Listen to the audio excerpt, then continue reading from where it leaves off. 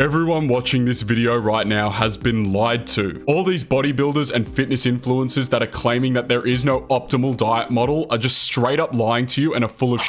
There is an optimal diet model, and I'm going to show you now. If we want to have the perfect diet model, we need to ensure that it covers all 5 of these bases. It builds muscle, it minimizes fat gain, it improves cognitive, mental, and physical performance, it improves our overall health markers, and it is sustainable. It is something that we can do long-term for the rest of our life. Starting off with the first one, guys, building muscle. So, plain and simple, how do we build muscle with our diet? We eat protein, and lots of it. How much protein do we eat, you might be asking? We want to have about 0.7 to 1.2 grams of protein per pound of body weight. The latest and most robust research consistently suggests that this is the most optimal range for eating protein when we want to build muscle, as well as when we're in a steeper caloric deficit and we want to maintain our muscle. Where should we be getting our protein from? Ideally, you want to be getting it from animal sources because animal sources have a better DIAA score, which is the score that is used to measure EAAs in the body. And so the essential amino acids that are required for building muscle are more potent in things like eggs, milk, and chicken,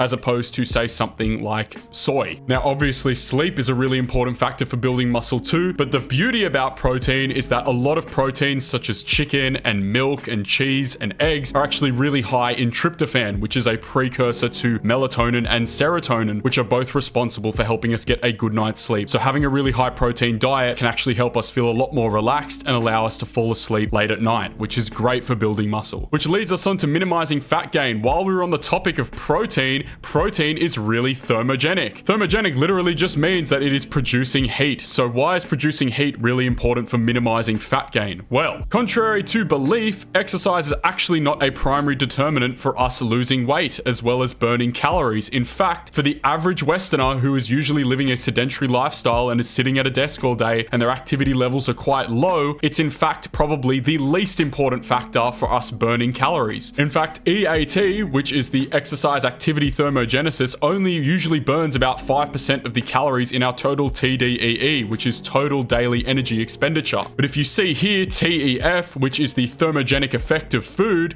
it is usually burning about 10% of our calories. Now, the reason why protein is so important is because protein is actually much more thermogenic than carbs or, say, fats, with carbs being about 5 to 10% thermogenic and fats only being about 0 to 3%, whereas protein is about 20 to 30% thermogenic, which means that let's say you eat 100 calories of protein, which is 25 grams of protein. In terms of actual usable calories, there is only 70 calories that are actually usable. So guys, protein is just the best because not only is it literally building you muscle, you are getting stronger, and the more muscle that you have on your frame, the more that your basal metabolic rate increases to compensate for the muscle on your frame to maintain that muscle, but also you are literally burning more calories by eating it because of this thermogenic effect of food. So protein is not only going to build you muscle, but it's going to shred that belly fat off your gut. Now, the protein that we are eating, make sure that the protein sources have a little bit of fat in them because eating fat will actually help you lose fat. I know that sounds really contradictory, but if we have really low-fat diets, this can be a problem, especially when you're a lot leaner, because cholesterols in fats are actually responsible for producing steroidal hormones in the body, like testosterone, which are really important, obviously, for building muscle in both men and women. If our hormone outputs are completely out of whack because we're not able to produce steroidal hormones, we're obviously not going to be able to burn the fat that we want to. Now, this doesn't mean that you're obviously eating trans fats and seed oils and things from McDonald's, but eating healthy, saturated, monosaturated, polysaturated fats that you can get from animal proteins such as red meat and chicken thighs and salmon are really important in building muscle and making sure that our hormones are optimized in our body. Now, I'm sure that you guys saw on this graph the BMR, which is taking up most of the calories. This means your basal metabolic rate, so your rate of burning calories at rest when you have not done anything, where you're sitting in the chair, you are just living, being alive and breathing. How we can increase this basal metabolic rate is not only by building muscle, but by ensuring that, particularly if you are eating healthy and not having an ultra-processed diet, that you are getting enough iodine and salt, because if you don't have enough salt and iodine, you will have your metabolism and your thyroid slow down, which is just going to completely ruin any chance of you being able to get adequate weight loss, particularly if you guys are doing intense bouts of exercise regularly throughout the week, which all of you should be. As well as, guys, eat fruit. There is a lot of people that are fear-mongering on the internet that fructose is some evil enemy. That is completely untrue. Fruit is healthy for you. It is part of a balanced diet, can actually increase your metabolism. These fruits that I've listed on screen are really good at improving thyroid function, which means that you're going to have a faster metabolism. They have enzymes that improve digestion, as well as they can help the absorption of nutrients from other food, as well as increase your thermogenic effect of food, which is going to burn you more calories. Okay, now moving on to increasing mental, cognitive, and physical performance. Guys, I have left vegetables in this section because vegetables are very high in FODMAPs generally. So these are chemicals that basically disrupt your gut and can make you feel a bit bloated and gassy. You might have heard before that the gut is like the second brain, and that's because it contains the enteric nervous system, which is a nervous system that actually works independently of the spinal cord and the brain. If we have vegetables that are really high in FODMAPs, it will irritate the enteric nervous system, and this can actually cause extreme emotional shifts, which is why a lot of people, when they experience IBS symptoms, this is also comorbid with things like anxiety and depression. And so by, again, minimizing foods that are high in FODMAPs, if you are particularly sensitive to gut issues like myself, then it's really important that you make sure that you are eating foods that are going to be able to be digestible, because it is seriously going to help improve your cognitive, mental, and physical performance all throughout your self-improvement journey. Here are a list of vegetables that I have found that are easy on the gut, help with digestion, but also give you the bang for your buck by providing you with enough fiber to keep you full throughout the day, as well as maintain with weight loss and help you have more mental and physical clarity when you are going to undertake tasks throughout the day. Now, another thing for mental, cognitive, and physical performance is carbohydrate intake. Now, carbohydrates are fear-mongered because of this kind of sugar crash that it can provide, but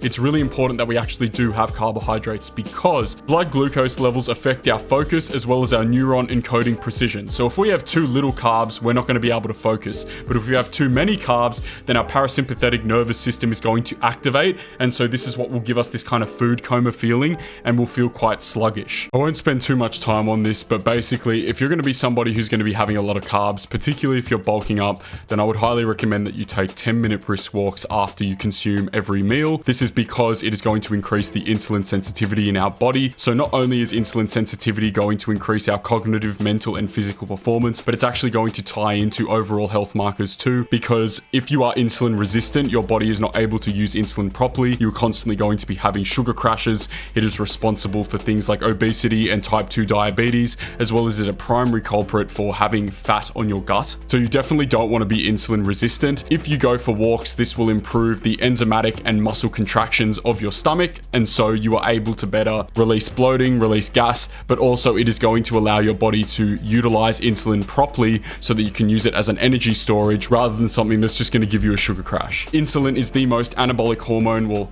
it's one of the most anabolic hormones in the body, so it is actually going to help you improve building muscle as well. There is just so many benefits in being insulin sensitive as opposed to being insulin resistant. So please make sure that you are being insulin sensitive. Just another thing with improving overall health markers is stay away from seed oils. When you eat takeout and things like that, it is full of seed oils. Why are seed oils considered as an enemy? A lot of seed oils are really high in trans fats, and trans fats are not good for your body. Trans fats will raise the negative cholesterol that we don't want in our body and actually decrease the good cholesterol that we want. It is literally putting our HDL to LDL ratio even more out of balance, as well as it is linked to chronic diseases like heart disease, obesity, diabetes. It is just so not worth having takeout all the time and eating seed oils. Finally, guys, sustainability. This is a diet model where you can be flexible with what foods that you are eating, as long as they are good, whole foods and they are going to not upset your gut and are going to improve your sleep, improve your performance, etc. I have given you a non-exhaustive list of things things that I recommend. You can eat beyond that as long as it is a whole food, it is healthy, and it is going to make you feel better and perform better. And so this doesn't mean that you need to eat the foods without adding things like seasoning and stuff. Don't be a psycho. Actually make foods that you enjoy eating. For example, on that list, I haven't put in bread, but I love bread and I regularly make things like French toast because that's what I enjoy eating, as well as it helps me sustain my diet. You can add other things in that list that are going to help you sustain your diet as long as it is a whole food, it is not upsetting your gut, and it is helping you sleep at night. At the end of the day, you don't need to go and be so harsh on yourself where you're developing an eating disorder and you're only eating certain types of foods because you're so worried about it not being optimal. There are times in life where you're just not able to stick to this diet, but if you are at least sticking to this diet and are disciplined enough to have it at least 90% of the time, I guarantee you are not going to be experiencing negative health markers, and you're going to be leagues above other people in their self-improvement journey, as well as your fitness and your academic and your professional journey all throughout your life.